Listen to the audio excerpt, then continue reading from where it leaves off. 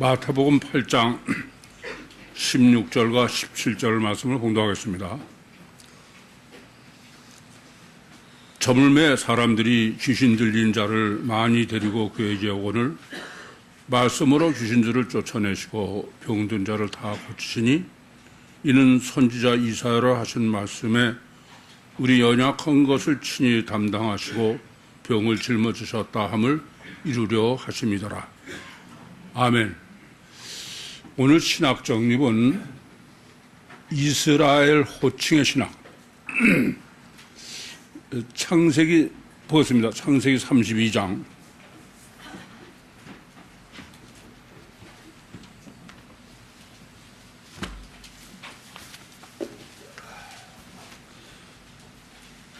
창세기 32장 24절에서 28절 말씀을 봉독하겠습니다. 창세기 32장 24절에서 28절 말씀입니다. 야곱은 홀로 남았더니 어떤 사람이 날이 새도록 야곱과 씨름하다가 그 사람이 자기가 야곱을 이기지 못함을 보고 야곱의 환도뼈를 치매 야곱의 환도뼈가 그 사람과 씨름할 때에 유월되었더라.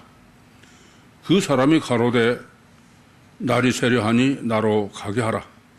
야곱이 가로되 당신이 내게 축복하지 아니하면 가게 하지 않겠나이다. 그 사람이 그에게 이르되 내 이름이 무엇이냐? 그가 대답하되 야곱이니이다. 그 사람이 가로되 내 이름을 다시는 야곱이라 부를 것이 아니요 이스라엘이라 부를 것이라. 이는 내가 하나님과 사람으로 더불어 겨루어 이겼음이니라. 아멘. 우선 호칭이 얼마나 중요한지 잘 아시죠? 저는 매번 참 감사하고 놀라는 게 하나님이 저로 하여금 여호와의 호칭 때문에 많이 고민하고 성경을 많이 보게 하신 거예요. 그때부터 이제 호칭에 특별히 더 관심을 갖고 정립을 하게 됐죠. 이미 여러분이 다 아시는 것처럼 성경에서 호칭은, 특별히 하나님의 호칭은 그 호칭 하나로 이미 그 이후의 내용을 전체를 딱 설정해 놓으시는 거예요. 그러니까 하나님을 엘로힘 하나님으로 썼느냐 또 여호와로 썼느냐 전혀 틀린 얘기죠. 그 이후가. 그래서 그 여호와의 도대체 의미가 뭘까? 왜 하나님이 여호와를 고유명사로 하셨을까? 이게 하나님은 고유명사는 다 의미가 있어요. 그래서 아브람을 아브라함으로, 사례를 사라로, 마찬가지로 야곱도 이스라엘로 이렇게 바꿔주신 거예요. 그러면 그 이유와 목적이 있죠. 이름의 의미가. 그래서 제가 여호와를 고민하면서 시편 5편 1절에서 3절에서 정립을 했습니다마는 사실은 그건 이제 하나님이 방향만 잡아주신 거고 그 후에 여호와를 여러 측면에서 성경으로 확인한 것입니다. 이게 그렇기 때문에 엘로힘은 출애굽기 3장 14절에 나는 스스로 있는 자다. 엘로힘은 객관적으로 존재하시는 분이다. 여호와는 이렇게 부동불변의 진리로 천국 보좌에 객관적으로 존재하시는 하나님이 이 땅에 실제로 강림하셔서 인간과 관계를 하시고 교제를 하신다. 그게 여호와다. 그렇게 정립을 했습니다. 마찬가지로 아브라함을 아브라함이라는 건 네가 모든 사람의 조상이다. 또 사례도 사라로 한 건 모든 사람의 네가 어미다.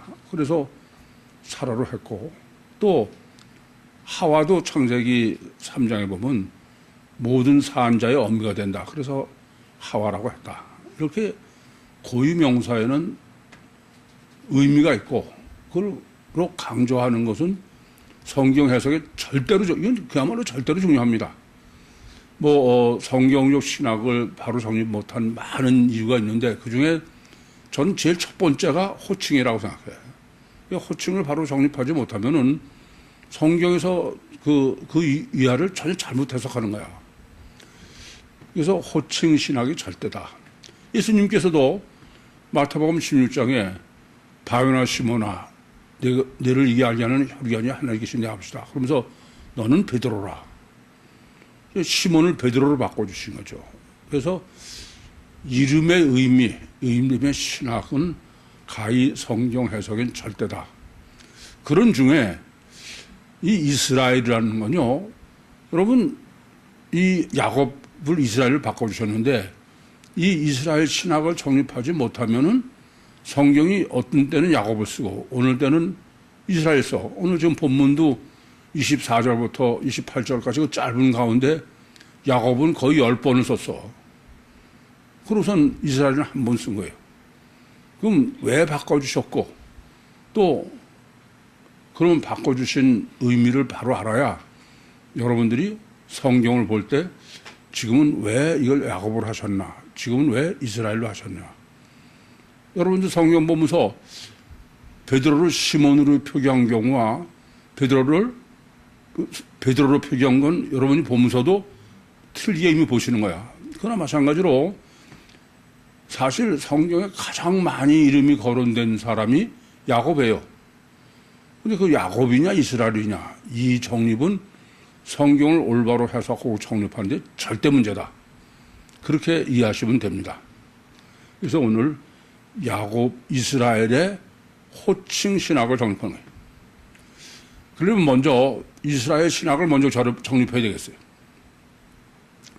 지금 창세기 32장 24절부터 28절로 지금 이스라엘의 호칭 신학을 정립하는 본문으로 택했는데 우선 여러분이 이 야곱은 이스라엘의 12지파의 조상만 아니라 지금 본문으로서 정립하면서 여러분이 유의해야 되실 점은 성경은 제가 보면 어디도 하나님이 사람하고 결혼해서 이기지 못했다. 그런 데는 여기 야곱밖에 없어. 다른 데서 하나님이 사람과 결혼해서 사람이 이기지 못했다. 캔낫으로 계시한 데는 제가 볼 때 없어요.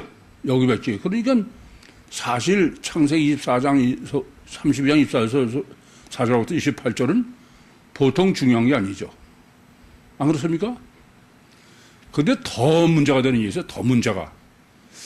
이기지 못하는 데까지는 이해가 되는데 지금 28절은 이기지 못하는 게 아니야. 너는 하나님이 사람으로 더불어 겨루어 이긴 거예요. 아니, 이기지 못하는 것까지는 이해가 돼.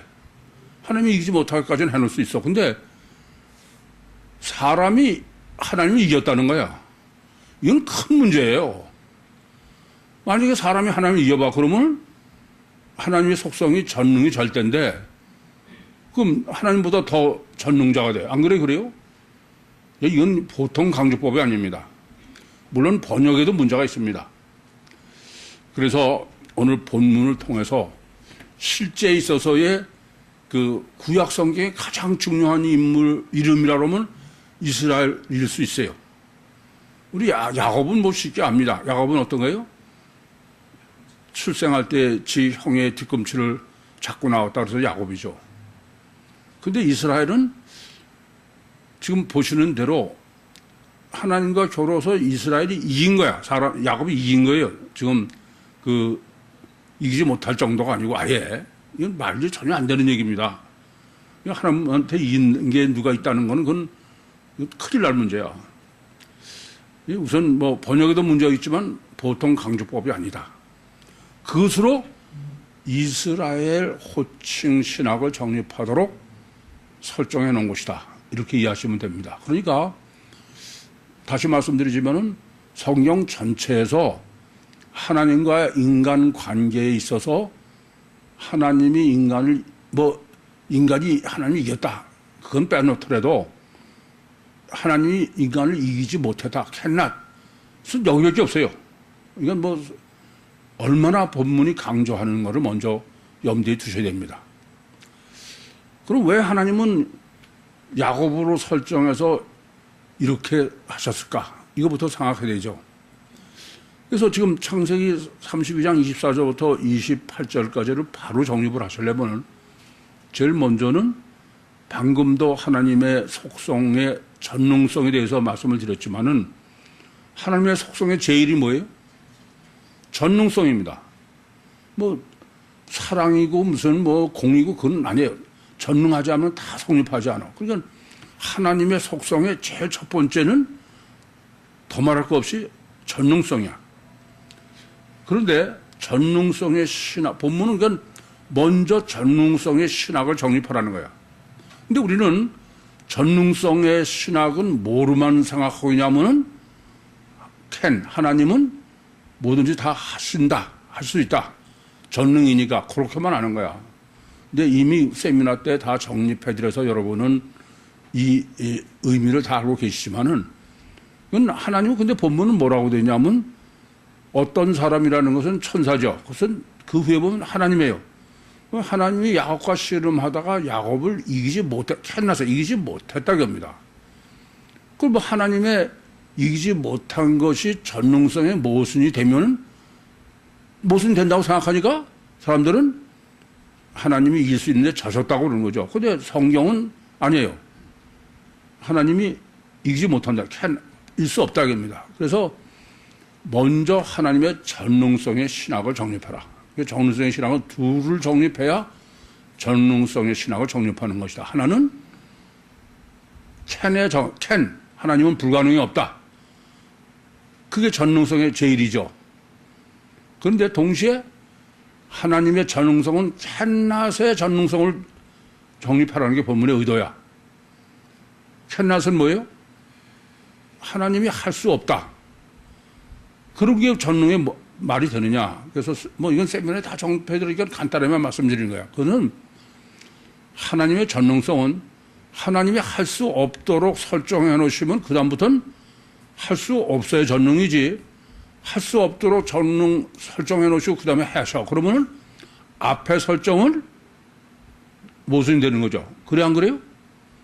그래서 대표적인 거로 그 예레미야서 31장 34절에 내가 모든 사람의 죄를 사하고 다시는 기억하지 않겠다. 그 말은 하나님은 기억하지 않기로 결정을 하시면은 그 다음에는 기억이 안 돼야 전능이지 기억은 되는데 안 되는 척하면 그건 안 되는 거야. 그건 전능에 모순된다 이게요. 그래서 우리는 잊어버리고 싶은 게 너무 많어. 그렇더라도 전능하지 않아서 못 잊어버린다. 그렇게 간단하게 정리해 드렸죠. 마찬가지로 하나님은 어떤 요소를 내가 이길 수 없도록 설정해 놓으시면 이기지 못해야 전능에 맞는 거지 이기지 못하도록 설정해 놓으셔서 더 이겨버려. 그러면은 앞에 설정은 하나님의 전능성의 모순이 되는 거예요. 그래 안 그래요? 그래서 하나님의 전능성의 신학은 하나님이 전능하시니까 불가능이 없다. 모든 게 가능하다.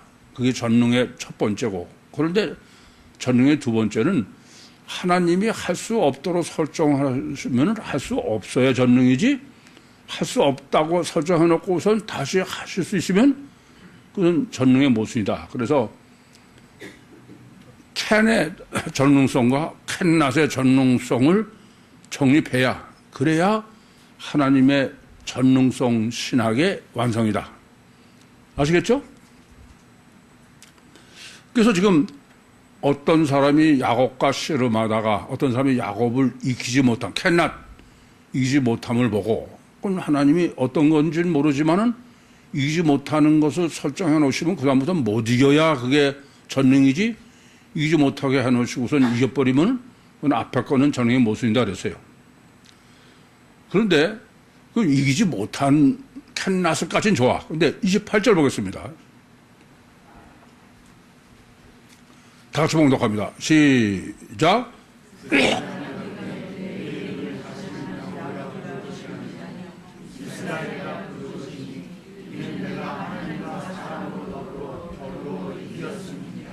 이 문제는 하나님과 사람으로 겨루어 사람이 이겼다는 거야. 이건 있을 수가 없는 얘기예요. 그러니까 하나님이 하실 수 없도록 설정해 놓으신 건 되지만 사람이 하나님이 이길 수 있도록 설정한다. 그건 설정도 아니지. 그럼 하나님 우위의 전능자니까. 안 그래? 그래요? 그래서 이것은 번역의 문제가 있다, 우선. 왜 번역의 문제냐면 이 지금 번역된 이 사람이 하나님을 이겼다고 번역된 요 히브리어 원어는 야콜이라는 단어인데 야콜이라는 것은 그렇게 겨루어서 비교해서 이겼다는 개념도 있지만 또 하나는 억제한다는 거예요. 억제. 무슨 말인지 아시겠어요? 억제한다. 그런 개념이 있다고 해요. 그래서 그럼 이런 얘기예요. 지금 이스라엘의 신학을 정립하기 위해서 뭐를 설정하셨냐면은 천사와 야곱의 씨름으로 설정해 놓으셨어. 그렇죠? 그게 지금 24절, 25절입니다. 그런데 지금 28절은 이 야곱한테 내가 하나님과 누구와? 이게 굉장히 중요해. 내가 하나님과 겨루어서 이겼다는 게 아니야. 내가 하나님과 누구와? 사람과야. 일반론이에요. 이거 잘못 아시는 거야. 그러니까 하나님의 설정은 지금 이 야곱과 천사와의 씨름은 사람과 하나님과의 씨름을 야곱과 천사의 씨름으로 설정해 놓으신 거다. 그게 뭐가 다르냐? 야곱과 천사의 씨름은 실제고 지금 하나님과 사람과의 씨름은 이건 실제가 아니야. 일반론의 신학이다. 입니다. 이해되십니까? 그런데 뭐라고 되어 있냐 하면은 하나님과 사람이 겨뤄서 사람이 이겼다는 얘기가 아니라 사람이 하나님을 이겼다는 얘기가 아니라 사람이 하나님을 억제했다는 거야. 그건 무슨 말일까? 이게 뭐냐? 참 놀라운 거예요. 야곱은 그냥 자연인이냐? 아시겠어요? 근데 이스라엘은 의미가 뭐냐면은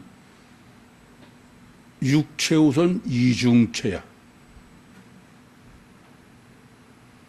육체 우선 이중체의 신학은 뭡니까? 하나님이 육체라는 감옥에 갇혀 있어야 돼. 육체가 하나님을 억제하는 거야. 이해됩니까? 이 신학 정립 중에 가장 어려운 게 뭐냐? 육체 우선 이중체 신학을 정립하는 거야. 근데 이 보면 기가 막혀. 야곱과 천사의 씨름을 어떻게 설정했느냐? 그건 실제예요. 그것은 28절에 보시는 것처럼 하나님과 사람의 씨름이야. 근데 천사가 야곱을 이기지 못하는 것을 28절에 어떻게 했냐면 사람이 하나님을 이기는 게 아니라 억제한다 이게. 그러면 사람이 하나님을 억제할 수 있는 유일한 거 그건 뭐밖에 없어요? 육체 우선밖에 없어. 이해됩니까? 전능하신 하나님이 육체 우선으로 설정해 놓으시고 우선 육체에 갇혀있게 육체가 하나님을 이기는 게 아니라 하나님을 억제하는 거죠. 그걸 제가 그래서 감옥이라고 한 거야. 옥계. 참 제가 보면 너무 깜짝 놀랄 정도야. 그러니까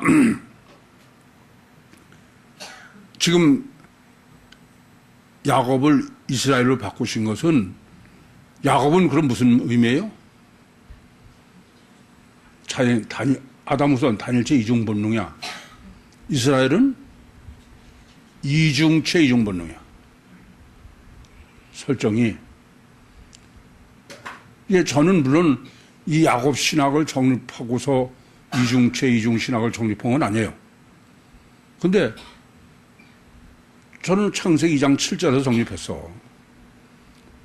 근데 하나님은 지금 이것을 성경 전체에서 가장 아주 강력한 강조법을 사람과 하나님의 천사와 씨름, 그리고 하나님과 사람의 지금 뭐 이기지 못한다고는 억제한다는, 사람이 하나님이 이겼다는 건 억제했다. 이것은 육체 우선 이중체의 신학을 가장 완벽하게. 그러니까 창세기 2장 7, 저는 창세기 2장 7절에서 정립한 거를 지금 하나님께서는 창세기 32장 24절 25절에 천사와 야곱과의 씨름으로 설정하시고선 신학을 하나님과 사람, 일반론으로 육체 우선을 정립해 주셨다. 그러니까 창세기 2장 7절이죠. 그런 목적이 뭐냐?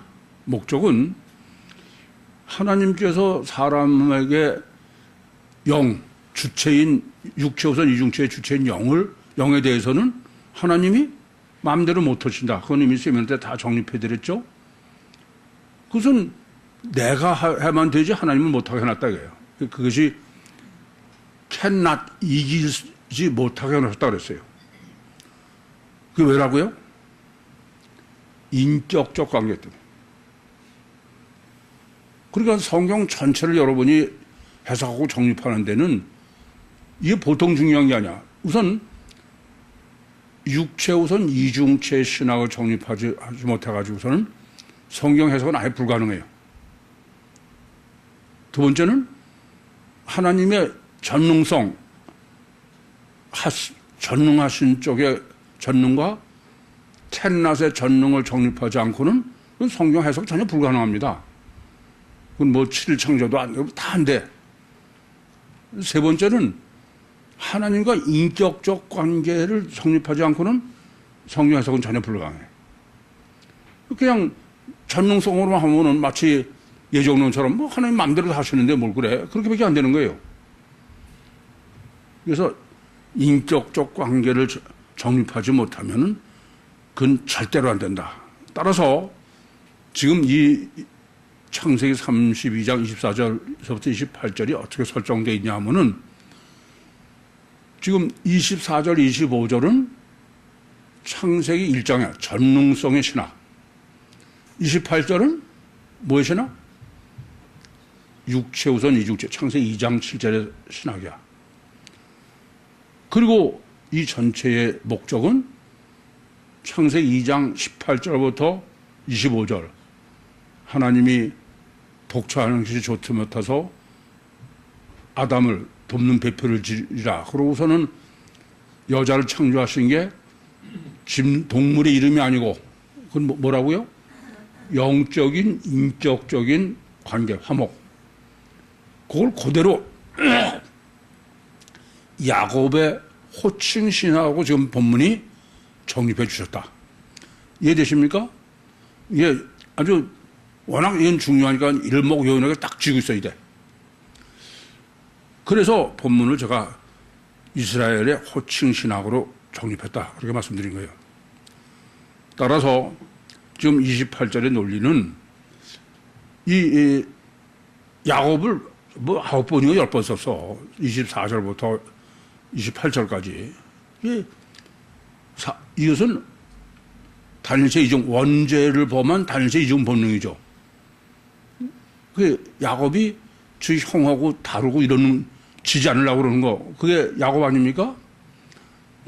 그것이 그 야곱이라는 호칭은 무슨 의미냐면은 단일체 이중 본능, 원죄의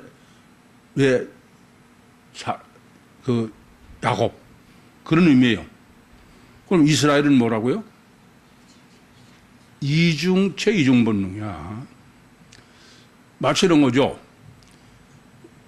시몬은 무슨 의미예요? 자연이냐, 단일체 이중 본능의 육적인. 근데 베드로는 뭐예요? 성령 영적인으로 돼 있는 그 이중체죠, 그거 자체가. 그러니까 우리가 성경에서 시몬이라고 기록한 거냐, 그 베드로냐가 성경 보는 게 전혀 틀리듯이, 제가 지금 요 창세기를 정립을 이번 주에 하면서 구약을 보니까 구약에서 야곱의 호칭과 이스라엘 호칭이 깜짝 놀라겠더라고요. 전혀 성경이 달라. 무슨 말인지 아시겠어요? 하나님이 야곱을 호칭하신 것과 이스라엘을 호칭하신 것. 이건 보통 중요한 게 아니죠. 그래서 첫째, 이게 본문은 이제 워낙 호칭은 중요하니까 엘로힘 여호와 임마누엘의 호칭, 예수 그리스도의 호칭, 또 뭐 시몬과 베드로의 호칭처럼 야곱과 이스라엘, 성경을 보시면 이제는 왜 여기는 야곱을 썼나, 왜 여기는 이스라엘을 했나, 이걸 분별하면 성경 보는 게 많이 틀려져. 아시겠죠? 그러면서 이제 본문이 이렇게 육체우선 이중체 신학을 정립해 주고선 지금 뭘로 했냐면은 환도뼈를 친거로 한 거야. 이게 이중체 신학에서만 정립할 수 있는 게 뭐냐면 할례 신학이에요. 제가 참 안타깝게 여기는 거는 창세기 17장 9절부터 14절에 하나님이 할례의 계명을 주셨어요. 그런데 사람들이 다 안식일이 중요하고 절대다, 또 할례가 중요하고 절대다. 그런데 할례가 왜 이렇게 중요하고 절대냐? 그걸 모르는 거야. 그래서 제가 창세기 17장을 정립하면서 할례 신학을 정립했죠. 할례는 뭐냐면 하나님은 왜 할례된 상태로 사람을 창조하시지 아니하시고 무할례 상태로 창조하셔서 할례를 받지 않으면은 할례 받으면 축복이요, 할례 안 받으면 저주야. 이게 뭐 보통 무서운 게 아니에요. 왜 그러셨느냐? 그것은 육체 우선 이중체에 계시다. 그래서 사람만 할례를 받을 수 있지 동물은 할례 받을 수 있는 게 아니다. 그래서 할례의 중요한 것은 사람은 육체 우선 이중체고 살려면 어떻게 사냐? 할례를 해야, 육체를 부인해야, 육체를 죽여야. 그게 지금 본문에 그 야곱을 이스라엘로 이중체로 설정한 것을 올바로 알게 하시기 위해서. 그래서 이렇게 야곱은 환도뼈가 위골됐다. 그 말은 무슨 뜻이라고요? 육이 죽는 거야. 그 말을 지금 할례노를 하면은 할례 받은 거죠. 이 사람 할례 신학까지 같이 정립해 주시는 거예요. 그럼 하나님은 할례를 받으면은 살고 복받고 축복받고, 할례를 안 받으면은 저주야. 아시겠어요? 그래서 지금 야곱이 그 하나님한테 자기를 축복해달라는 거야. 근데 그 축복을 하는데 어떻게 축복을 했냐면은 야곱의 환도뼈를 친 게 축복인 거야. 육을 죽인 거죠, 의미가. 완전히 죽이면 완전히 죽는 게 아니고 살아있으면서 불구자가 된 거다 그랬어요. 그게 축복이어야. 아니, 이미 말씀드린 대로 야곱이 환도뼈를 하나님이 위골시키지 않으셨으면 에서 요담 창세기 33장에 야곱은 에서한테 죽어요.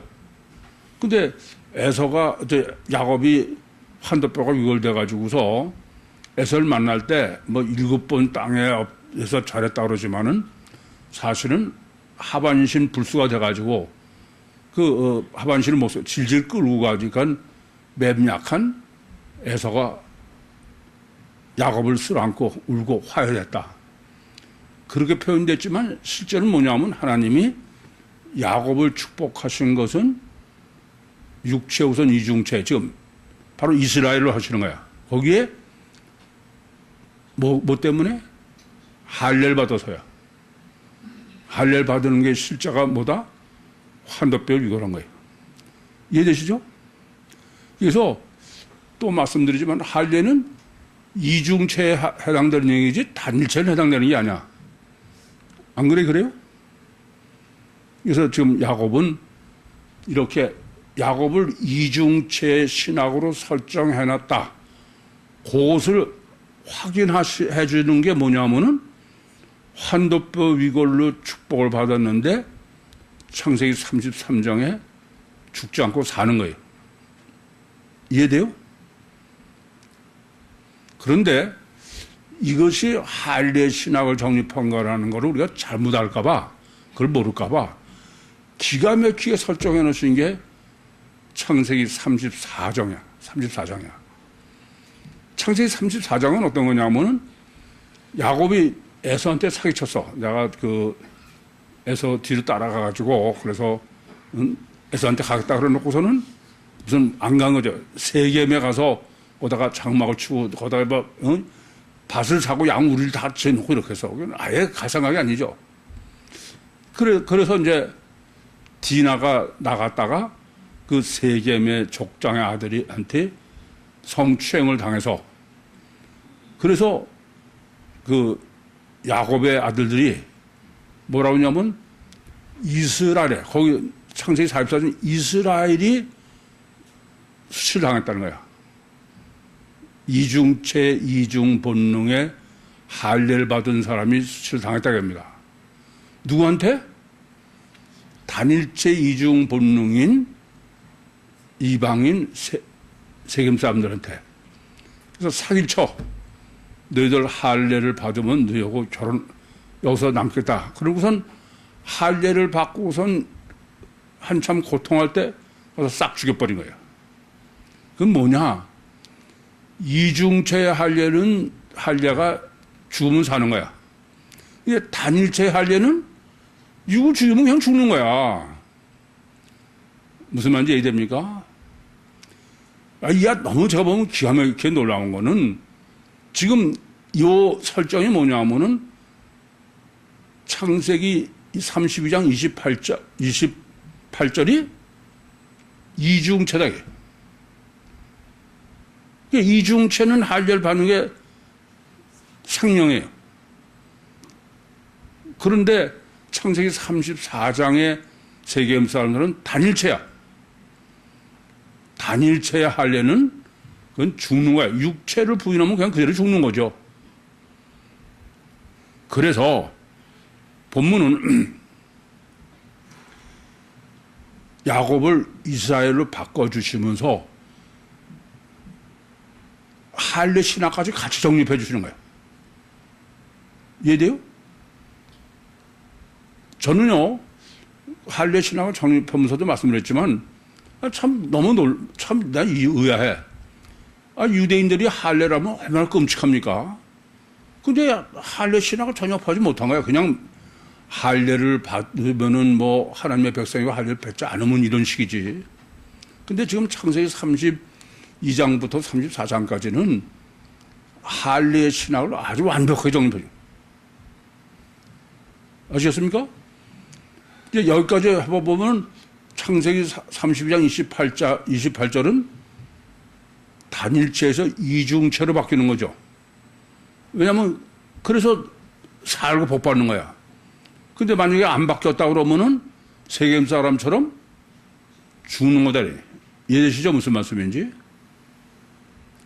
그래서 지금 창세기 32장 24절부터 28절은 첫째, 천지 창조와 사람 창조와 인격적 화목의 구원론을 지금 설정하신 거고, 두 번째는 지금 단일체와 이중체, 거기는 단일체, 이중체 그게 없어요. 창조하실 때는. 지금 단일체와 이중체 신학을 정립해 주시는 거예요. 그게 야곱과 이스라엘이요. 또 이스라엘과 세겜 사람이요. 세 번째는 할례 신학을 정립해요. 그러면 창세기 32장 24절부터 28절이 어떻게 설정되어 있는지 아시겠죠? 그래서 아까도 말씀드렸지만 성경 전체에서 이렇게 하나님과 인간의 관계를 이렇게 계시한 데가 없어. 어떤 측면에서 성경 전체에서 가장 중요한 점 중에 하나야.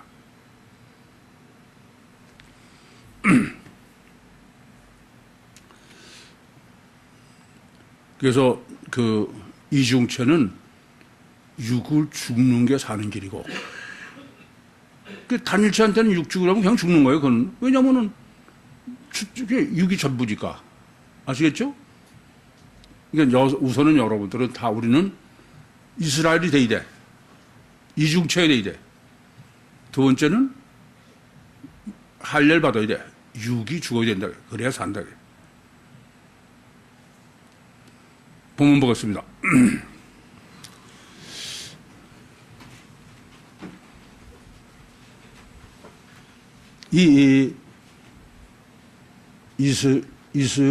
이스라엘의 호칭 신학 조금 전에 강의한 거는 여러분이 지금 뭐 충분히 이해하시려고 여겨집니다만은 이거는 아예 뭐 그냥 대강 이해하고 넘어갈 문제가 아니야.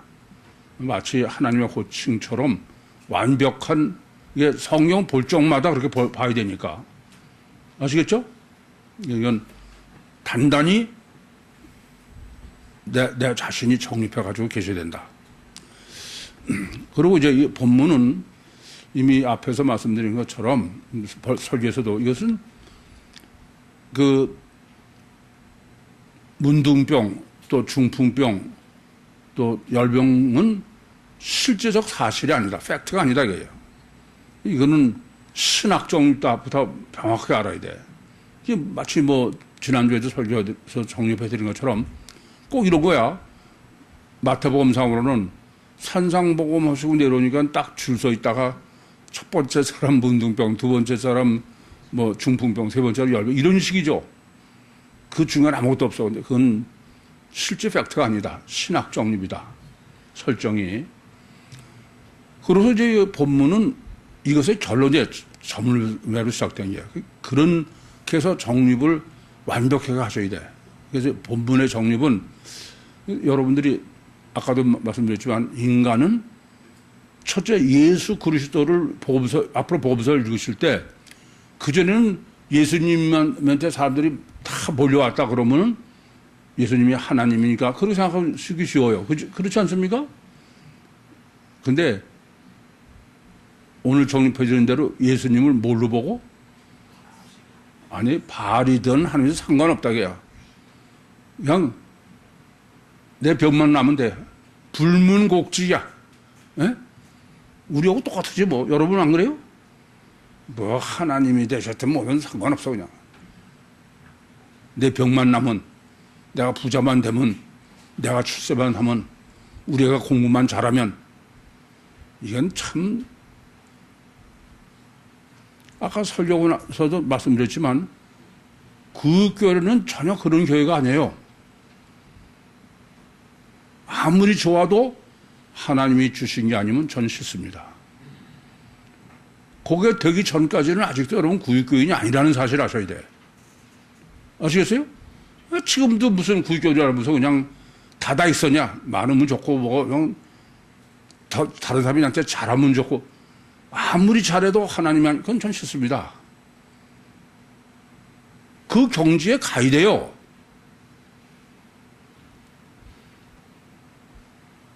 아시겠어요? 두 번째는 사람들이 지금 예수를 복음서를 하나님으로 보거나 마귀로 보나 그 생각을 해야 돼. 그냥 무조건 우리는 하나님으로 보고 성지순례 그 전에 갔더니 거기 가이드가 뭐 예수님이 많은 백조 쓰는 사람이 쩌는 걸 가지고 하여튼 그 우리 표현대로 하면 엘로힘적 역사로 많은 사람한테 복음을 전하고 뭐 이렇게 얘기를 해서 복음서 해석을 전혀 못하는구나. 지금 말씀드리는 것을 전제로 하자면 복음서 해석을 전혀 못해요. 잘못하는 거야. 젊음의 사람들이 귀신 들린 자를 많이 데리고 그에게 오거늘 말씀으로 귀신들을 쫓아내고 병든 자를 다 고치시니. 저물매, 그 저물매는 그 옵세 기노마예요. 저녁이 됐다, 기노마이. 근데 그 기노마이가 과거 분사야. 현재 전역된 게 아니야. 아시겠죠? 무슨 말씀이에요? 과거에 지금 마태복음 1장서부터 8장 지금 그 17절까지는 현재 벌어지는 게 아니에요. 이거는 외달의 헬라어 보험서를 위해서 주님께서 다시 이걸 쓰신 거야. 이렇게 얘기해야 돼. 그래서 과거, 그렇지 않으면 지금 전역이 되니까 이렇게 되죠. 아시겠죠? 그래서 이 전역은 지금 그 신학 정립의 결론이다. 그러니까 의미가 낮에 문둥병을 고치시고 중풍병을 고치시고 안식이라는 개념은 아닌 거예요. 원칙적으로는. 그래서 베드로의 열병을 고치시고 그러고 지금 저녁에 이런 집이죠. 저물매. 그리고 귀신들다. 여기는 다이모니아야. 이것은 이제 원죄를 강조하려고 그러는 거죠. 그런데 많이 데리고 왔다. 뭐 예수님 때 백절치도 강조죠. 왜 예수님께 데려왔냐? 이게 오늘 본문의 핵심인 거예요. 그리고 귀신을 쫓아냈다 이렇게 번역되어 있는데 이건 귀신이 아니다. 에크발로 푸뉴마예요. 영. 그것은 바로 귀신을 쫓아낸 거로 그 문둥병, 중풍병, 열병은 귀신을 쫓아낸 것인데 그것은 영적인 구원이다. 아시겠죠? 영혼 구원이다. 이게. 그래서 일부러 푸뉴마인데 이 본문을 제대로 정립하지 못한 사람의 번역은 귀신 들었으니까 귀신 쫓았다 이러고 하는 거죠. 그리고 병든 자라는 것은 성경 좀 설교도 말씀드리자면 에코카코스예요. 에코라는 건 have, 내가 가지고 있다. 카코스는 악한 것. 그러니까 이 말은 왜 꼭 그걸 병으로 번역한 거죠. 그것은 나한테 악한 것은 육적인 악한 것은 병이에요. 영적인 악한 것도 있잖아요. 이해됩니까? 바로 영과 육의 나쁜 거 이런 거죠. 그를 다 고쳐주셨다. 테라피오. 그 중에서 육체만 골라서 하신 거나 영만 하신 게 아니에요. 이제 요 다음 절에 나오는 얘기입니다만은 어떻게 하세요? 원인에서 하면 다 되는 거다. 이게 저는 뭐 또 말씀드리지만 저는 내 생명 운동으로는 그건 완전히 안 되면 안 돼. 그건 내가 잘못된 거지. 거기다 다 거는 거야. 그러지 무슨 뭐 병만 나면은 뭐 성령이든 마귀든 그냥 불문곡칙하고 이게 참 여러분 우리 참 우리한테 딱 맞는 지금 말씀이야. 안 그래요? 그건 안 돼. 이제는 안 돼요. 이게 정말 하나님이 주신 건가 아닌가? 안 그래요?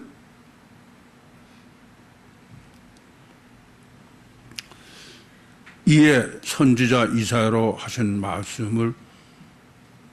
말씀에 우리 연약한 것을 친히 담당하시고 병을 짊어지셨다 함을 이루려 함이라.